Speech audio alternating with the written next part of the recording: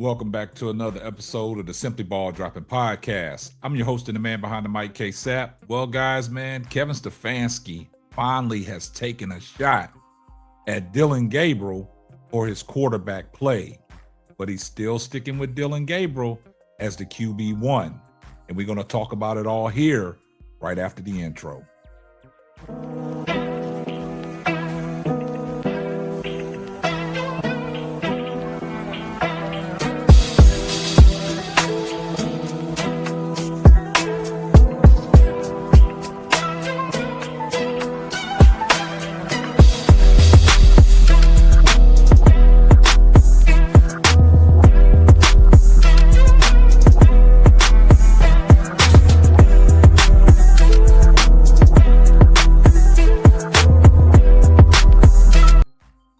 Well, guys, I'm here to tell you, man. Well, today, man, on 92.3 The Fan, it sounded like Kevin Stefanski made a clown of himself. He appeared on the radio show. The guys had him on, and Kevin Stefanski was talking about the overall play of the Cleveland Browns. He was talking about the offense, and also he took a dig and took a shot at Dillon Gabriel for his quarterback play, as he has completely defended him in the past. Now it seems like he took a dig and took a real hard shot at Dillon Gabriel for the lackluster performances he's had over these 4 games. Now, we all know that Dillon Gabriel is not an NFL starting quarterback, and I don't know how many chances that Kevin Stefanski is going to give Dillon Gabriel at this time.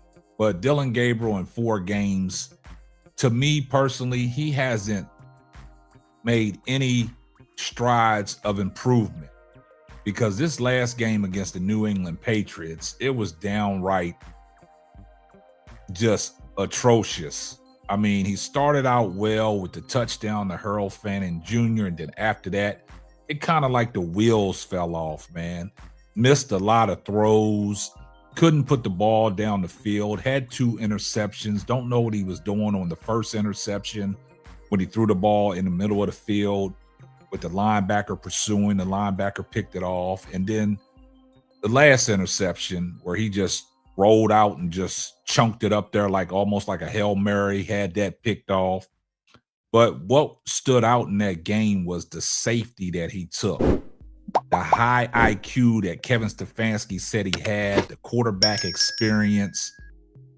But that didn't show when he took that safety in the end zone. In the last touchdown, that was empty calories because the game was out of reach. New England had already put the game out of reach. We know Myles Garrett had a tremendous day, a career day. And now Kevin Stefanski goes on the radio show. And to me, it almost seems like Kevin Stefanski knows he made the wrong choice, but he is backing Dillon to the fullest. And like I said, Kevin Stefanski is going down with the ship. He is going to go down swinging. He's going to exhaust all opportunities with Dillon Gabriel. But listening to him on the radio show talking about the offense, you can say that he was taking a shot at Dillon Gabriel for the offense's lackluster performance. But before we get off into that, we partnered up with Underdog Fantasy, and this is a word from our sponsor. Underdog Fantasy is the best way to play fantasy sports. Let me tell you about the easiest way to get in on some WNBA and NBA action. Find your player, pick higher or lower, win you some extra cash. Pick between 2 to 5 players to fill out your pick'em entry, get every pick right, and win some serious cash. Use my promo code SBD23 and receive up to $1,000 in bonus cash. Now that it's football time, follow Simply Ball Dropping as I share my picks. Like I said, pick your player, choose your amount, win money. Make picks, win cash. Thank you, Underdog Fantasy, for the partnership with us, and thank you for using promo code SBD23 on Underdog Fantasy. Well, guys, with that being said, man, let's take a listen to what head coach Kevin Stefanski of the Cleveland Browns had to say on the radio show today on 92.3 The Fan. Let's take a listen. Pardon, I'm sorry. I should have called for that. I was too busy messing with my wig. I apologize. So here's Kevin Stefanski on the coach's show. Total distraction by me. Owen, I'm sorry. Here is Kevin saying, Gabriel hasn't been all bad. Young QBs go have their struggles. Young quarterbacks are going to have struggles at times in a game, could be a quarter, whatever it is. And obviously you hope with these young guys that they're all continuing to get better. And I know the quarterback position gets magnified in that discussion as well. But you're trying to just stack days. You're trying to stack games on top of each other. And I think there's been some really good moments. So we don't stack wins anymore. We're just stacking positive days. That's where we're at. Wake ups. We're stacking. Can you get here on time? Yes. Stack it. That's 2 in a row. I want you to hear more. Can we of get this. a third day? I want you to hear more of this. He was asked about how to get more vertical in the passing game. Survey Stefanski said. As we do this week and during the bye week, you watch all these plays together and you're kicking yourself because it's one thing here and then it's one thing there where it's just stopping you from hitting those shots. They're there, but we have to do our job. It's not a player thing. It's an all of us thing. We have to do our job in terms of making sure that everybody's where they're supposed to be, and then we can start to hit these shots. Okay. Who's that a shot at? Do you think that's a shot at anybody in particular? Well, the coach is saying that it's available. The stuff they're calling is open. Okay. So make it happen. Is it more on the receivers or the quarterback? Part of the reason they were comfortable with elevating Dillon Gabriel as fast as they were. I think it's got to be on the quarterback. There are times where some of these guys are open and he ain't seeing them. And you could hey, Joe didn't really see him either. So, you can put that on Kevin if you want to as well. Well, you know what I'm getting at, Ken, is... And yeah, we have wide receiver issues, you're right. But, we've seen Judy. He's running his routes just fine. Maybe not Isaiah Bond. But Fannin, he's available. Njoku when he comes in. I guess what I'm getting at is, do you think there is already buyer's remorse on Dillon Gabriel?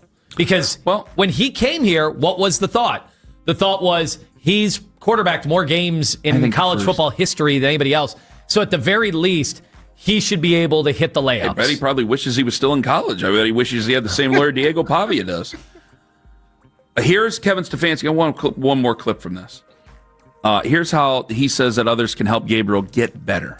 I think there's things that we can do better around him. And again, I put that on me and the coaches and certainly his teammates where we can support him. And then when it's there, we got to trust that he'll let it rip and we'll come away with that play that we're just not making at this moment in that game to flip the game.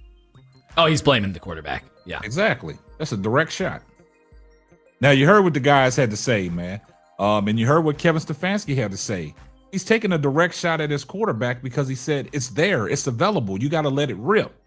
And the crazy thing about it is the guys on the show, they said it best. That's a direct dig at Dillon Gabriel. And like I said, buyer's remorse. He know he made the wrong choice, but he's going down on the sword. But at the same time, he's making excuses for Dillon Gabriel, saying that the team has to help him out. And also, he's taking a dig at his quarterback because he's underperforming. But I want to show y'all something about Dillon Gabriel. Everything that we've seen in 4 games, the scouting report was out on Dillon Gabriel pre-draft, and this is what they said about Dillon Gabriel. Take a look at this. His weaknesses.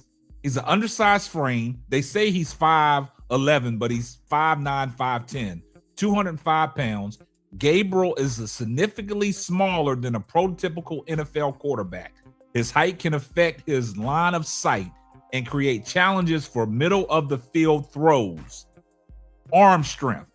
His arm talent is considered average at best for the NFL level, lacks the elite velocity to consistently drive the ball downfield or in the tight windows. Conservative approach. Some scouts observed that Gabriel was often too quick to check down and would pass up opportunities for bigger downfield shots. Inconsistent downfield throws. His deep passes often lack the velocity to lead receivers, and his placement on throws outside of his comfort range could be erratic. Now, don't that describe everything that we've seen Dillon Gabriel do in these first 4 games as an NFL starter for his career. That scouting report and all the weaknesses and strengths is Dillon Gabriel. And this is what we've seen over 4 games. Like I say, men lie, women lie, stats and tape do not lie. It's on film. This was put out there prior to him getting drafted. We talk about the check down plays, conservative. We talk about downfield throws, inconsistent. We talk about the arm talent. It's not there. Everything that said about Dillon Gabriel, it wrapped it up in a nutshell because we've seen it in these first 4 games. And like I said, Kevin Stefanski is going down on his sword, but at the same time making excuses for Dillon Gabriel, but also taking a shot at Dillon Gabriel. So there you have it. Get down in the comment section. Let me know what you think about today's video. I see everybody in the comment section, #salute. And you know what my mantra is. Tell a friend to tell a friend. It might not be for you, but it might be for them. And this is going to wrap up another episode of the Simply Ball Dropping Podcast. I'm your host and the man behind the mic, K-Sap. We're going to catch you on the next one. Deuces. Thanks for listening to the Simply Ball Dropping Podcast. Be sure to subscribe, like, and share on all major platforms. That's all, folks.